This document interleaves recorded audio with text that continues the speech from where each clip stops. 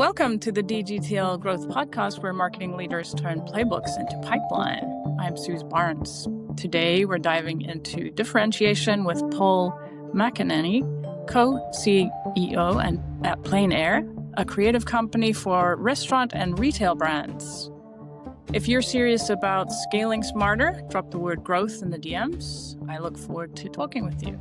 Paul, thanks for being on the show. Great to have you. Thanks for having me. Great to meet you. Yes, you too. Tell us about your role at Plein Air and your vision as co-CEO. Yeah, so co-CEO, which is a underutilized setup in corporate world. I love it. The CEO job is it's a lonely gig, so it's nice to have a partner for what we do. And largely, I think that my role is to more focused on the product side, which developing a product, whether it's technology teams, creative teams, data teams, and kind of charting the path, our future path of where we're gonna go from here. Cool. Is it? I assume you are in a very happy co-CEO relationship. Sometimes those don't work out so well. I assume it's going well for you. Is that right? Yeah, we had the benefit of I was introduced to him, my co-CEO, by a mutual friend right after I started the company, and I'm fairly certain I was trying to pitch him early on, but he joined the board of the company not long after we started, and it was just a very natural, the relationship grew in a very natural way. So I would go to him when I was trying to work through some sort of problem just for feedback or advice.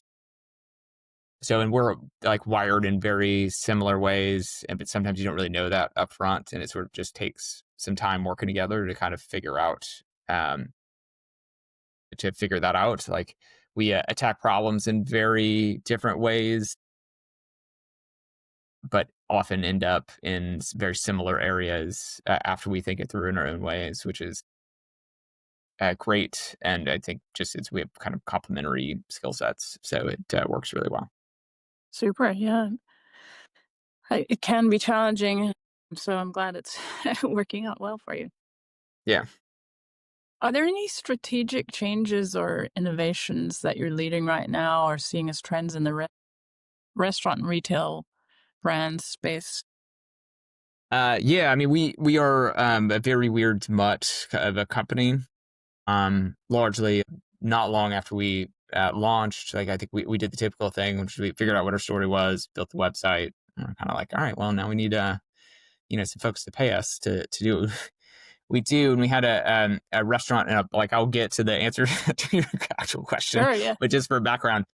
So I think we all of us had, who started the company, and we had a ton of experience in the restaurant space, had a restaurant RFP come in, and we're like, well, we'll just maybe just do the restaurant thing and focus there for a while, and we'll go get our car client or something. So, and then I think we ended up just going very deep in the restaurant space. We brought on a lot of people that understood the restaurant space really well, coming from brand side, some of the smartest people on the brand side, and brought them onto the team as well. And it sort of allowed our business to flourish in a really distinct way.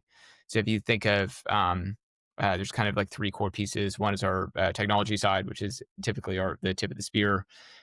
We call that team, it's a big colony, but so it's web app, kiosk.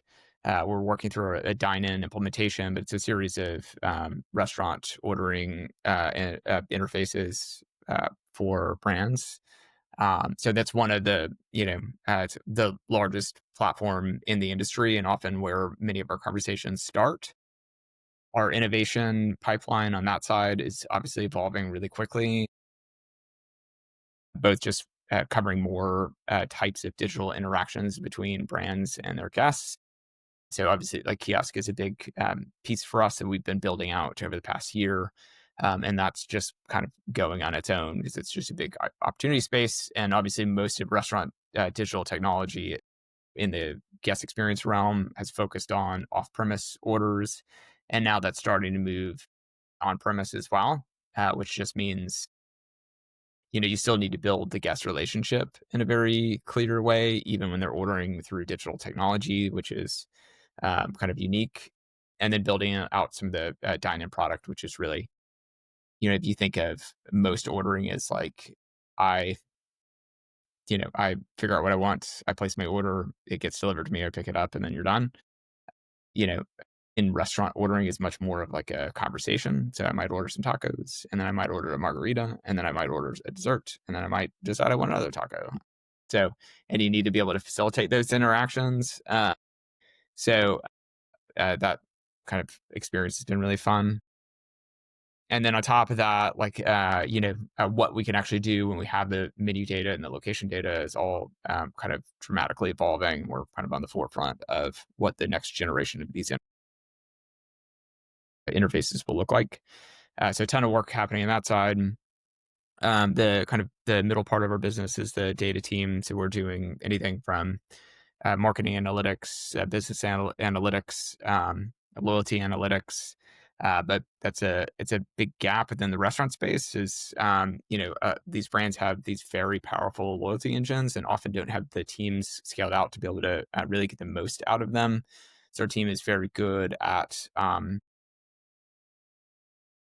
both just understanding what the tools are that are available and how to make them work for you, but also just being able to connect it back to how does it actually move the business itself. And then connecting all of these different pools of data that you have throughout your business and making sure they're all communicating with each other. And then the last piece is more of our growth marketing team. So that's anything from media buying to we have our own in-house production studio, they're like incredible. Like I'm just awed by their talent from anything from like uh, just food photography to full-on TV productions with all the storytelling and all that. So all that was largely just we always wanted to make sure that was brought in house because we felt like we could make decisions more quickly and do it more efficiently than if you have like multiple studios at the table at the same time. So, in our influencer team is like also like based on similar theory. If you're McDonald's, you can work with whatever influencers you want because it doesn't matter where the impressions fall because there's a McDonald's in every corner.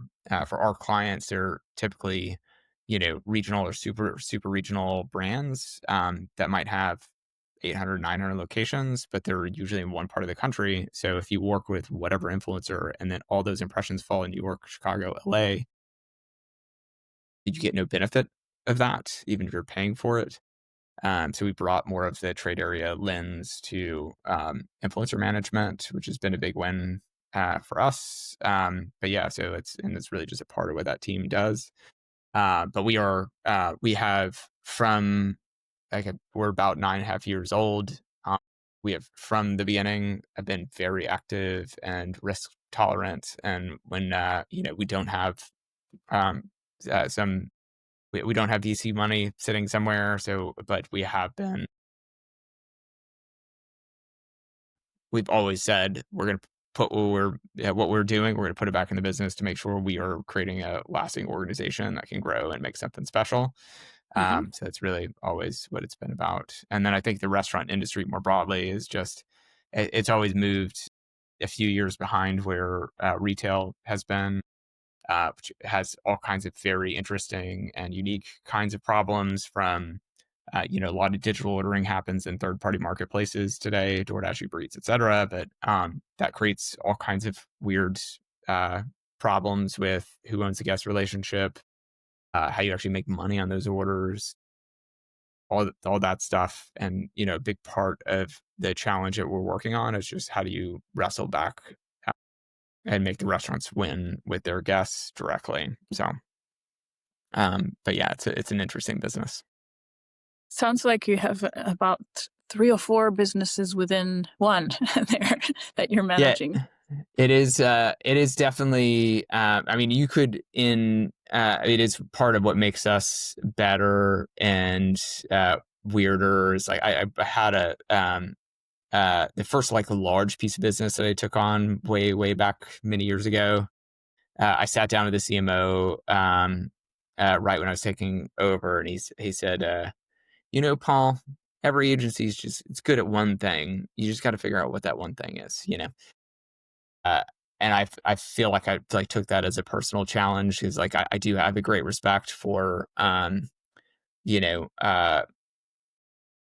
like it's like Wyden for their storytelling, and like there's just that's hard to beat what they do on that side. To I grew up watching oh geez, I'm gonna blank on the name of the company.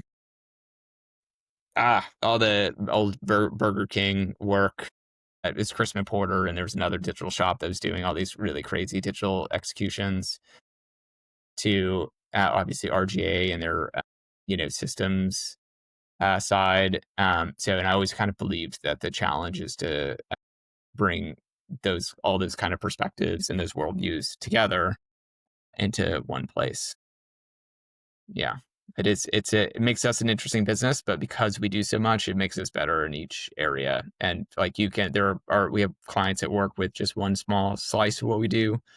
But we do just get better and better when you add different parts of the services, and when they're working together and look at the same data, it kind of multiplies. So you're sort of refining your expertise within the agency, as well as niching down on the restaurant and retail brands side. Yeah, which I remember I was making this joke a couple weeks ago, like when I was 24 years old, walking into these companies and like telling them what they should do with their business, and I thought I was very smart at the time, but in retrospect, I didn't know what I was talking about, and you sort of have like, and I've seen a lot of the like agency kind of decks. They come in, they have like no idea how the business actually runs, how these companies actually make money, and what the complications of doing what seems like relatively simple things, like how you actually get it through the business, how you work with franchisees, and how you bring them along, all that stuff. Most agencies are just really bad. Like they can give you the idea, but ideas are like having a great idea. I grew up in an ad family. Like I love great ideas and great thinking, but like the magic is how you execute those things, not just how you can what kind of idea you can have. And because of the focus, which we still view as like the problems of a restaurant are common across other sort of like adjacent industries. We don't see this as like a reduction in or cutting off of too much of our potential, but the core knowledge of how restaurants work means we don't only just bring unique and interesting ideas, we know how to actually go make them happen, which is a core skill set. Is that part of the differentiation question? How do you differentiate for yourself as well as your brand, your clients?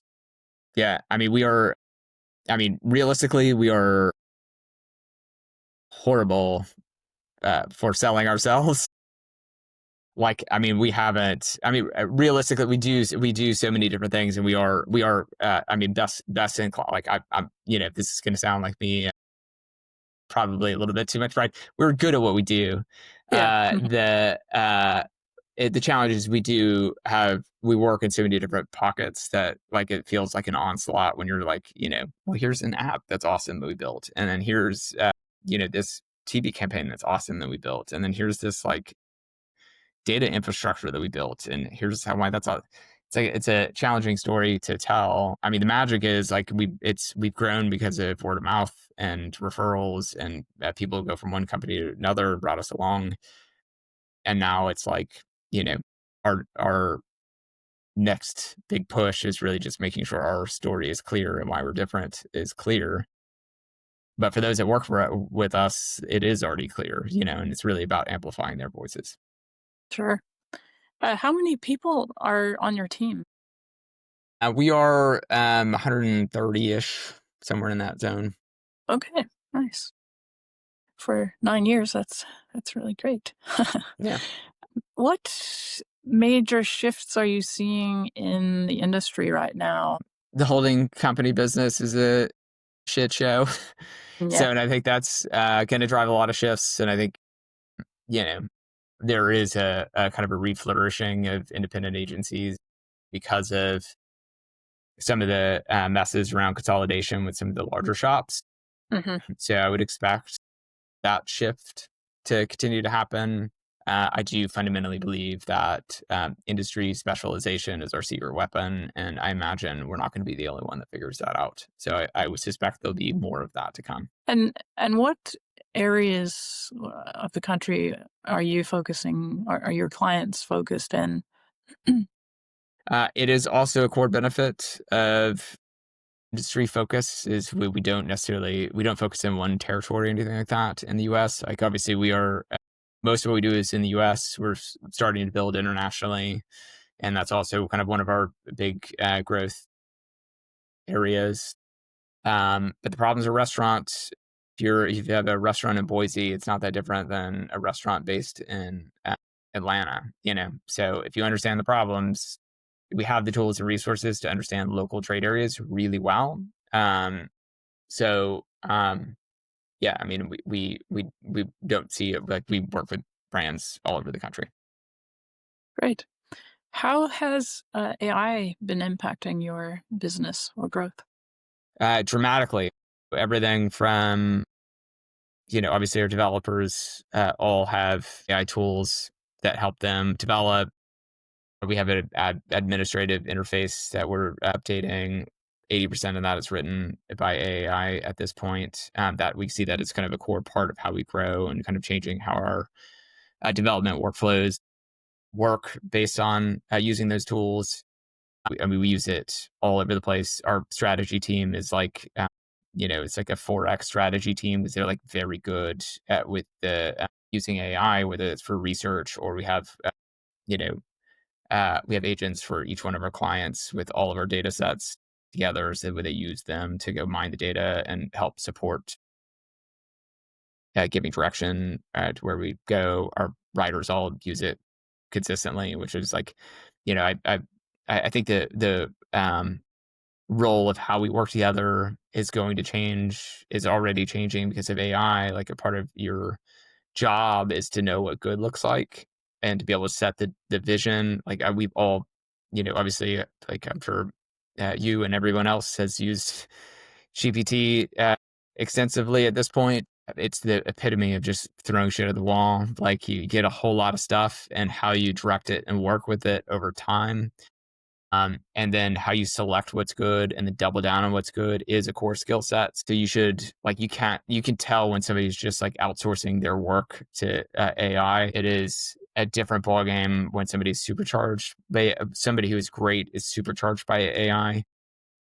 And there we're also just extending our teams and our how we think about our workforce to be able to do more with less. And like, when we think of campaign development, most of our team, like we're very focused on creating the core assets and everything you need to build on, and then using AI to kind of build it out much faster. So by the time you're actually getting into production world, then you can go more quickly. We're using it for creative asset development. So if you look at we're like how you can use just photos, which are much less costly to go get, and then turn those into add motion and intrigue and all that. We have tools working on that side. And then our interfaces, it's like one of our major initiatives for how our restaurant interfaces are evolving will be driven by changes. Like I don't want to spoil where we're heading because I think it's really fun and will be a big release around that. But I think influencing how you interact between brands and restaurants and their guests will be heavily evolved by what we can do with AI as well. Fantastic. Are the restaurants um, moving at the same speed as you, or marketing agencies that are leaning into AI? No, I mean they're I think they're trying to figure out where it fits, and I think that's we are in very early days, and like I do not think it's restaurant organizations are just not going to move as fast as we do with some of those things because we are fundamentally a technology company. Our teams are better equipped to learn and integrate that stuff, and we just move at a different pace than most restaurant organizations that need. Like if you think of how you, do something simple like repeat a burger the same way and make it great a million times. In different restaurants with different teams with different leadership structures, like that is a really hard problem to solve. And they get sold AI stuff all the time. So integrating in where it fits, like there are simple ways where it's going to fit. Simple stuff like your error rate that you get in DoorDash and Uber Eats matters a lot. AI is making its way to the kitchen to help reduce your error rate so you get it right much more often, which for anybody that's like, I travel a lot. So because of that, I order DoorDash and Uber Eats really a lot. The error rate is like insanely high. It's like 1 in every 3 orders, I feel like, has some kind of issue with it. Reducing that is like a real deal problem if you want to actually continue your growth. Expand that into your first party platforms as well. It's a really big deal. How you actually interact and solve problems for guests, it's a really big deal. There's going to be all these areas where I think AI influences the operations of a restaurant. It's just like there's a lot of work to be done to get your teams right, your processes right, your data right, so that you can act on it. And we're still kind of in that phase of getting the data right part. And then I would expect, there are a lot of companies that are whatever AI these days that are trying to sell in, and the ones who are really good and who add value will probably succeed. It's just we're going to have a period of everyone just kind of figuring it out for a while at where it fits. But it's like getting all the fundamentals right is what allows you to really use it effectively and make it supercharge you and not make it worse. Yeah, for sure. I love what you said about to know what good looks like. I think most of us are trying to see who's using it effectively and where it can add value for sure. And Yeah, it's which moving so fast. So I agree. yeah. It's a question I ask on like at least on the agency side. Like uh, if I'm interviewing anybody, like the question I'm going to ask all the time is, tell me what you've seen that's really moved you or you really loved. And if you can't come up with one thing, it's like, and even really like your Rolodex doesn't need to be what happened in the last 2 months, but you do need to like, it's not just about the AI. It's about getting off of the AI and developing your taste and giving yourself your target of like, I need to be able to make this thing turn into that thing. And like AI cannot do that for you. Like you have to get off of the AI and develop the culture and your taste and do stuff like don't watch, trash on TV and, like you got to watch the stuff that's going to fill up your brain with good stuff and, do the basic stuff like read books and all of Hmm. that Yeah.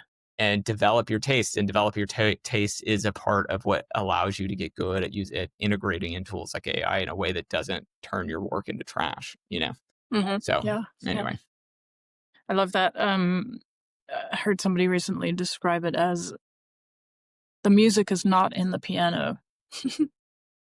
yeah, that is great. I love that. And also just I teach university. I teach a class called Innovation in Advertising, and just hard. Students want the AI to just do all the work. It's hard to say, well, you have to actually help it along. It's not going to do everything for you. It is actually a tool, and you need to use it effectively, which takes some skill, and you actually have to have some critical thinking around that. I To totally that end, agree. Yeah. do you have any advice for new college grads in going into marketing and advertising? Yeah, I mean, it is really it's so the hardest thing is like exactly what you just called out. The thing that worries me is like I know like I grew up on the strategy side and I remember spending months in research, creating these decks, really thinking through what's good, like how you put the puzzle pieces together and had, it's like try to beautiful mind my wall or have like little snippets of information that you're trying to tie together. And now all of that work gets done in 5 minutes in GPT, and that's all of my junior years. It's insane. The challenge is uh, you know, part of what made me better at my job is because I was willing to go further and work harder and think more than anybody else or most people were willing to do. And you have to be able to live in the muck and try stuff and see if it works. And the more you just go to GPT and have it work it out for you, you don't get to experience that. Hmm. And that's a really big problem. So I sort of grew up back when marketing blogs were just turning into a thing, which now they're just like articles. I don't even know if blogs are actually a thing anymore. Yeah. Yeah. But at the time, it was a small enough community that sort of it was a bunch of people that were just writing and thinking about how marketing and advertising works. Hmm. Hmm.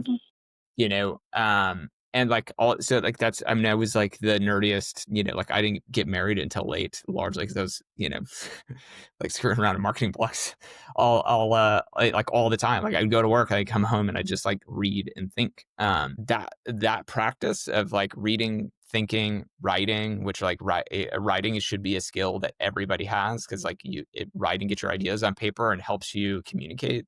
It helps you learn how to communicate and structure stories and arguments and all that stuff. But you got to be able to research, think, connect different dots that aren't necessarily obvious. And all of that is so anyway, take problems that you see and try and work them through. There's the flip side of it is there's more information of how to do this stuff available all over the place than ever before. It is not hard to, if you want to see how RGA thinks about the business and how to, or widen, there's 100 different planners, writers, art directors who write out all how they think about how they got to the answers they ended up getting to on whatever campaign. Or you can sit there and read great campaigns and go back and re-engineer, how do you think they got there? Think through how those campaigns got there. And then ultimately, if you want to get in, you gotta, it's amazing to me how many people just are just send in a resume with their college jobs and then expect to get a job. Show what you can do. You got to show your thinking. You can take there's 90% of advertising in the world is total crap. Take bad stuff and then show how it could be good, and anything can be good. You got to be able to show yourself and show how you can integrate culture into what you're doing, and show how you can think, and ultimately that's what moves you ahead and will grow your career. Absolutely. That's huge. Very, very excellent advice. Let's move on to current state in your business. What's working well? What maybe is challenging? I think you've mentioned quite a few things that are working well, but please go ahead. Yeah, I mean, we have always said that. I will also just say the same thing I've said 1,000 times at this point. Most companies have a lot of trouble going from 5 to 10 people, and then most of those Hmm. companies end up failing before they get to 10 people. Same thing happens when you go to 10 to 25. Whatever you're doing at 10 people, it stops working when you're 25. And then most companies fall off and aren't able to get past that 25 to 50, 50 to 100. Every step is a whole new set of problems. We've always been highly cognizant of what is it going to take to get us to the next level, and not precious around what is the structure and all of that, because all of that's just going to change. Just highly stayed focused on who are the right people to be on the team that are going to make us better and push us forward. So anyway, all of our what I think about the most is just, do we have the right people in the boat who are going to push us and call my bullshit and call everybody else's bullshit, and not worry so much about what's been done before, but push us to get better and infuse new thinking into what we do. And secondly, just make sure we have a structure where great people can thrive. It's if you look at most agency, consultancy, company bureaucracy is largely built to solve for the lowest, like the least performer, to like barely push up the person who's accomplishing the least for you. And I think we have, from day one, we said we are going to be here to unlock the potential of the people who are the best and help them get even better and do more in their careers and be the leaping off point for that. And like what that means changes when you're the bigger you get. But I think I fundamentally believe we can continue to grow, and we can take on new challenges, and we can beat bigger companies than us largely just get better and better as we grow, and not slowly diminish what makes us special, which is what most people do. For sure. Do you have a vision for or goals for 6 to 12 months?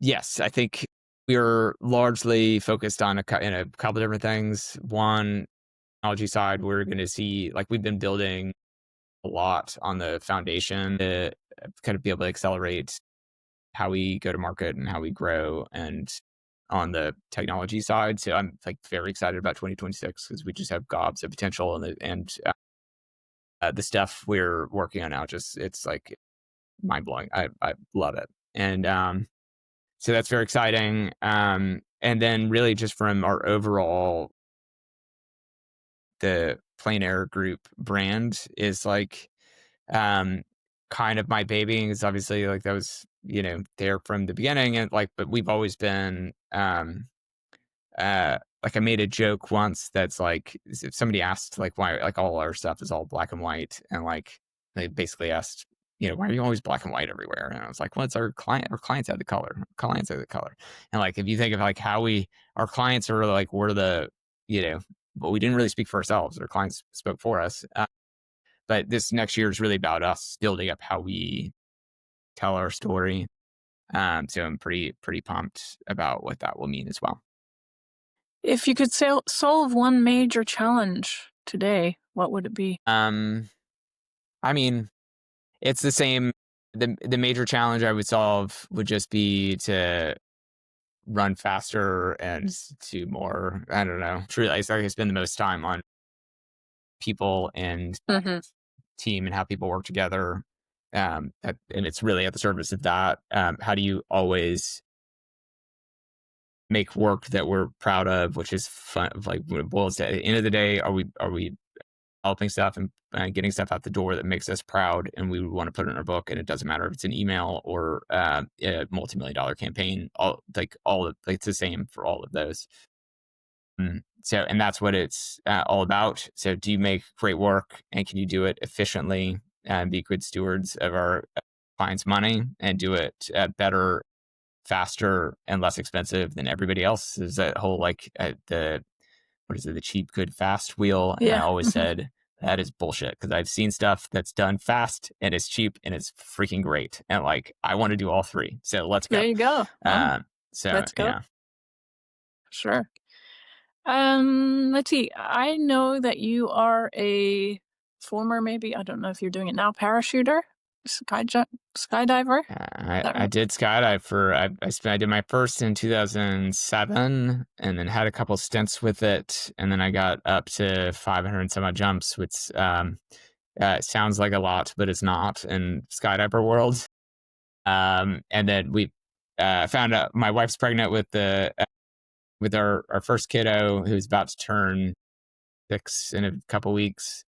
And she, like, we jumped together. So I felt like probably not very cool for me to be like, all right, see you later, I'm going to go jumping. So we've kind of settled down since then. And I think now we're like one of those families that we just do everything together. So it's like, what are we to do with the kids? So we'll see. We might get back there at some point. Yeah. What was your favorite place to jump? Favorite place to jump? I like, the jumping was always largely about the people you're jumping with, is like what makes it fun. Like, I have lots of memorable jumps. Like, I remember my 100th jump. We made it a fancy jump, and like we all dressed up in like suits and ties and everything and went jumping, which was like hilarious. And then I landed and got thrown in this like very muddy pond that was right next to them. So that was up in Toronto. Jumping in Florida is fantastic. It's like a great state. Both Florida and California are like great jumping areas. It's both beautiful. And yeah, it's beautiful and the weather's great, and it's just like it's very fun. But yeah, I mean, and then like I spent most of my time jumping with my wife in Dallas. We did a this very high jump. Like our first trip that we took together was in Kansas City at a drop zone there, and ended up. I think we only got to do one or two jumps because the weather was really crappy the entire weekend. But we had this one jump that was like it was at like 17,000 feet, which is very high it's like as high as you can get before I had like big force put on oxygen. But like they did the jump just because they felt like they needed to, and they weren't getting any jumps in, but they really shouldn't have done the jump. Like we were up in the clouds.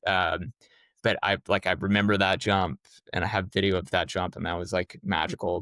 And then I do also remember there's a point very early on, like when you're first jumping, it's all adrenaline when you get out. And like, it's a very,